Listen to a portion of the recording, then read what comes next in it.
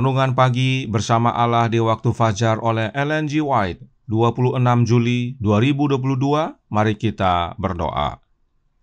Bapa kami yang di sorga, Allah pencipta langit dan bumi, laut dan segala isinya, Allah yang maha besar, satu-satunya Allah yang benar, yang kami sembah selalu melalui anak-Mu yang tunggal, Yesus Kristus. Terpujilah Yesus, anak Allah yang maha tinggi, yang adalah gembala kami yang baik. Pada pagi hari ini kami bersyukur boleh bangun dan berbakti, dan sebagaimana membaca dan mendengarkan nasihat firman-Mu, kebutuhan kami yang terbesar adalah kehadiran Roh-Mu, ya Yesus. Tuntun kami ke dalam seluruh kebenaran dan ubahkan hidup kami. Beserta kami sepanjang perbaktian ini, kehendak-Mu yang jadi. Ampun kami akan dosa dan salah, karena kami berdoa hanya dalam nama anak Allah yang tunggal, Yesus Kristus, yang adalah Tuhan dan Juru Selamat kami. Amin. Renungan hari ini akan dibacakan oleh Ibu Connie Wentuk. Kepada Ibu Connie, kami persilahkan. Terima kasih. Shalom dan selamat pagi buat kita semua yang mendengarkan renungan pagi pada pagi ini. Bacaan renungan pagi diambil dari buku Bersama Allah di Waktu Fajar, 26 Juli 2022 dengan judul Seumur hidupku aku akan berseru. Ayat inti diambil dari buku Mazmur 116 ayat 2 yang mengatakan, sebab ia menyendengkan telinganya kepadaku, maka seumur hidupku aku akan berseru kepadanya. Kita harus mempunyai hati yang senantiasa terbuka oleh doa yang selalu dilayangkan supaya Yesus dapat datang dan tinggal sebagai tamu surga di dalam jiwa. Meskipun suasana kotor dan korup di sekeliling kita, kita tidak perlu menapaskan suasana udara buruk semacam itu, melainkan kita boleh hidup di dalam suasana udara surga yang bersih. Kita dapat menutup pintu bagi angan-angan hati yang kotor, serta pikiran yang kotor dengan jalan mengangkat jiwa ke hadirat Allah melalui doa yang sungguh. Orang-orang yang hatinya terbuka menerima bantuan berkat Allah akan berjalan dalam suasana yang lebih kudus daripada suasana di dunia ini, serta akan mempunyai hubungan yang tetap dengan surga. Kita memerlukan pandangan-pandangan yang lebih jelas mengenai Yesus dan pengertian yang lebih dalam tentang nilai hal-hal yang benar dan kekal. Keindahan, kesucian memenuhi hati anak-anak Allah. Supaya ini dapat terlaksana, kita harus berusaha supaya perkara-perkara surga dinyatakan kepada kita. Biarlah jiwa ditarik dan ditinggikan supaya Allah memberikan kepada kita nafas suasana surgawi. Kita dapat jadi begitu dekat kepada Tuhan, sehingga dalam tiap-tiap godaan yang sekonyong-konyongnya datang, maka pikiran kita akan berpaling kepadanya dengan sendirinya seperti bunga berpaling kepada matahari. Bawalah segala kekuranganmu, kegembiraanmu, duka citamu, keluh kesahmu, dan ketakutanmu ke hadapan Allah. Engkau tidak dapat memberati dia, engkau tidak dapat membuat dia letih. Bawalah kepadanya segala sesuatu yang memberatkan pikiran. Tiada yang terlalu besar untuk ditanggungnya, karena Dia yang memerintah semesta alam.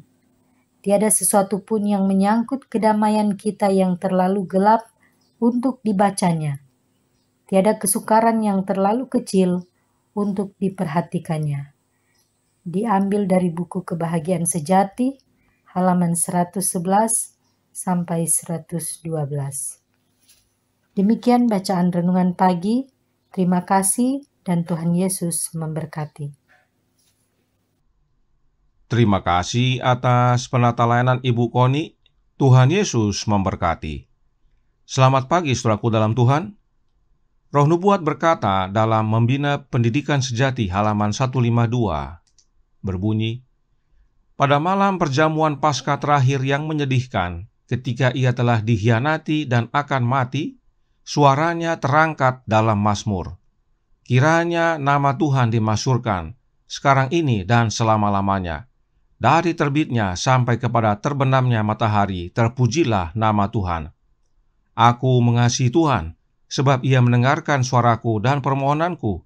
Sebab Ia menyendengkan telinganya kepadaku, maka seumur hidupku aku akan berseru kepadanya. Tali-tali maut telah meliliti aku, dan kegentaran terhadap dunia orang mati menimpa aku. Aku mengalami kesesakan dan kedukaan. Tetapi aku menyerukan nama Tuhan. Ya Tuhan, luputkanlah kiranya aku. Tuhan adalah pengasih dan adil, Allah kita penyayang. Tuhan memelihara orang-orang sederhana. Aku sudah lemah, tetapi diselamatkannya aku. Menjelang kematiannya, Yesus menyanyikan Mazmur 116. Sebab itulah pergumulan yang Dia alami. Mulai di Taman Getsemani, saat Yesus berdoa, Dia berkata kepada murid-muridnya yang menemani, mau mati rasanya. Bahkan Dia meminta kepada Bapanya agar melalukan cawan tersebut, sebab kegentaran terhadap dunia orang mati menimpanya. Yesus berseru kepada Bapanya, sebab Allah Bapa selalu menyendengkan telinganya kepada anaknya. Lalu, bagaimana dengan kita? Renungan hari ini merupakan sambungan dari renungan yang kemarin. Mari kita baca kalimat akhir dari renungan yang kemarin yang terdapat dalam Bersama Allah di Waktu Fajar halaman 227 paragraf 3. Berkata, satu hubungan yang intim dapat diadakan dimanapun kita berada. Inilah kalimat akhir renungan kemarin. Nah, sambungannya adalah paragraf pertama renungan hari ini, yang berkata dalam Bersama Allah di Waktu Fajar halaman 228 paragraf 1. Kita harus mempunyai hati yang senantiasa terbuka oleh doa yang selalu dilayangkan supaya Yesus dapat datang dan tinggal sebagai tamu sorga di dalam jiwa. Inilah paragraf yang selengkapnya. Sebab ini dikutip dari buku yang sama, yaitu Kebahagiaan Sejati atau Steps to Christ. Jadi, Roh Nubuat dengan jelas menyatakan bahwa kita dapat mempunyai hubungan intim dengan Allah dimanapun kita berada, asal hati kita senantiasa terbuka oleh doa-doa pribadi, agar Yesus hadir dan tinggal di dalam hati kita sebagai tamu sorga. Penting sekali setiap umat memahami bahwa saat kita membuka hati kita, yang masuk dan tinggal adalah Yesus Kristus itu sendiri. Bagaimana caranya? Signs of the Times, Desember 28 tahun 1891, paragraf 2 menyatakannya. Jiwa harus dikosongkan dari diri sendiri, agar Kristus dapat mencurahkan rohnya ke dalam kekosongan. Kristus harus dipilih sebagai tamu sorgawi. Kristus yang adalah tamu sorgawi masuk dan tinggal ke dalam hati kita oleh kehadiran rohnya, yaitu Roh Kristus. Kristus hadir dan tinggal dalam hati kita bukan lewat oknum lain yang bukan dirinya. Yesus hadir oleh kehadiran rohnya sendiri, yaitu hidupnya sendiri. Sebab dalam Alkitab, roh itu sama dengan hidup. Roh itu bukan makhluk lain. Mengapa penting sekali kita memahami akan hal ini? Karena manuskrip Releases volume 11 halaman 34 paragraf 1 berkata, hati membutuhkan kehadiran tamu yang dari sorga. Kristus tinggal di dalam jiwa. Kita harus tinggal dalam Kristus dan Kristus harus tinggal di dalam kita oleh iman. Jelas saudaraku dalam Tuhan, bahwa tamu yang dari sorga itu adalah Yesus Kristus dan Dia harus tinggal dalam hati kita. Kenapa harus tinggal dalam hati kita? Karena dengan menerima Kristus sebagai tamu sorga oleh kehadiran rohnya dalam hati kita, itulah wujud dari kita tinggal dalam Yesus dan Yesus di dalam kita oleh iman. Dan bila kita tinggal dalam Yesus dan Yesus dalam kita, kita terhubung dengan pokok anggur yang benar. Dan bila kita sudah terhubung dengan pokok anggur yang benar, maka Sang Pengusaha, yaitu Bapa, yang merawat kita. Sebab Yesus berkata, akulah pokok anggur yang benar, dan Bapakulah pengusahanya. Setiap ranting padaku yang tidak berbuah dipotongnya, dan setiap ranting yang berbuah dibersihkannya, supaya ia lebih banyak berbuah. Jelas, Yang merawat kita adalah Allah Bapa, asal kita terhubung dengan anaknya, yaitu Yesus Kristus. Inilah caranya kita berseru kepada Bapa agar Bapa mendengar. Sebab hanya satu jalan kepada Bapa, yaitu Yesus anaknya. Tentang hal ini Roh Nubuat berkata dalam Testimonies for the Church volume 6 halaman 364 paragraf 1 berbunyi, "Tidak lama setelah anak Allah mendekati tahta belas kasih, dia menjadi penerima jasa dari pengantara yang agung. Pada ucapan penyesalan dan permohonan pengampunannya yang pertama, Kristus mendukung kasusnya dan menjadikannya miliknya, menyampaikan permohonan tersebut di hadapan Bapanya sebagai permintaannya sendiri."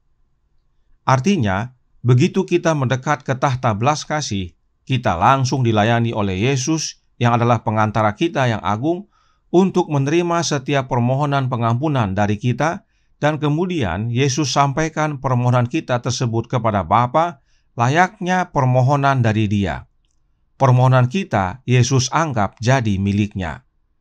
Inilah pentingnya menerima Kristus sebagai tamu surgawi di dalam hati kita oleh kehadiran Roh-Nya.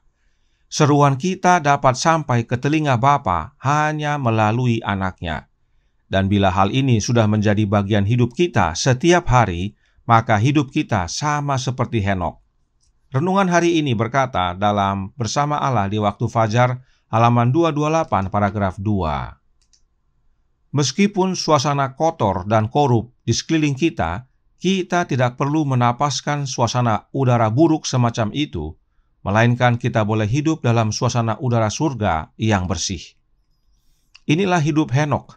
Meskipun di sekelilingnya sudah kotor dan korup, tetapi Henokh tidak, sebab dia berjalan bersama Allah melalui doa-doa pribadinya.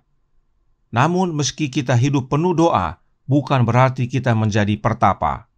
Roh Nubuat menjelaskan dalam Steps to Christ halaman 101 paragraf 1. Tuhan tidak bermaksud bahwa siapapun dari kita harus menjadi pertapa atau biarawan dan mengasingkan diri dari dunia dan mengabdikan diri kita pada tindakan ibadah.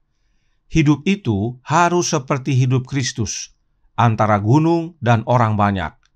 Dia yang tidak melakukan apa-apa selain berdoa akan segera berhenti berdoa, atau doanya akan menjadi rutinitas formal.